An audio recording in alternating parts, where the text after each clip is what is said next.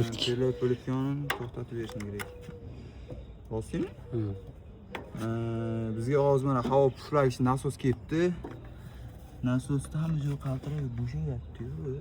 Toza emas qolgan. Xullas bunda nima bo'lyapti? Switch perlot bo'lib qolgan, hozir switch ho'l bo'lib qolgan, оборот yo'q deyapti egasi. Hozir shuni to'g'rilab berishga harakatini qilamiz, xudo xolasa.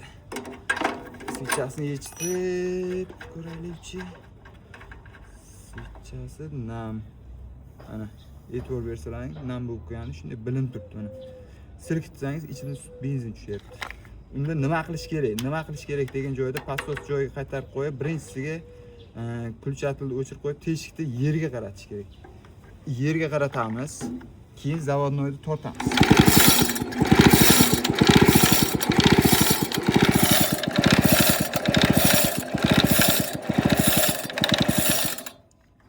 Endi qarasalaring mana salgina nam bo'ldi. Switchasini endi quritamiz, salgina puflab. Puflab quritib turib, tok bo'lsa zavod bo'lib ketish kerak. Agar switch ishlamayotgan bo'lsa, o'zi avtomatik yoqmaydi. Keyin nima qilish kerak? Gaz kulchatini ko'taramiz, pasos tortmagan holatda gazni oyoq bilan beramiz.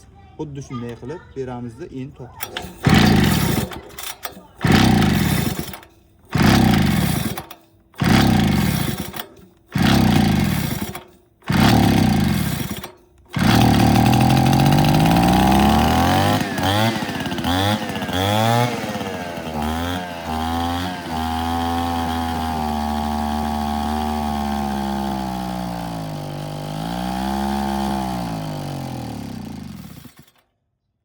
Karburatorda hozir musor bor, o'shani hisobiga benzin o'tkazib yuboryapti. Hozir buni yechib karburatorini tozalab ko'ramiz. Agar tozalanmasa, karburatorini bo'sha qo'yib yuboramiz.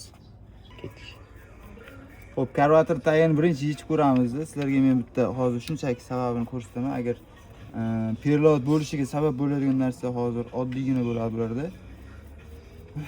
Birinchi tepani yechmaymizda, pastni yechamiz. Bunda holatlarda perlot bo'lganda agar tozalashning imkoniyati bo'lsa, sharozni imkoniyati qilamiz.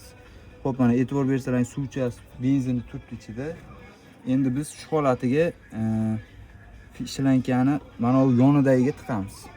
Endi puflaymiz.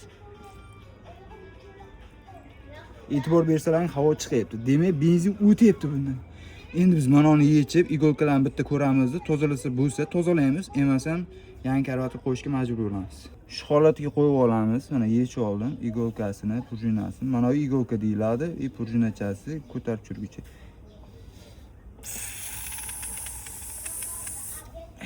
Bunda endi musor bormi, yo'qmi bilib bo'lmaydi. Chunki katta musor tushmaydi o'zi bunga. Shunday tozalab o'ramiz, bari salgina puflab o'rsak, o'zi chiqib ketsa kerak. Xudo xolasa. Endi asta joyiga yana qaytarib yig'ib, terib, savat ko'ramiz.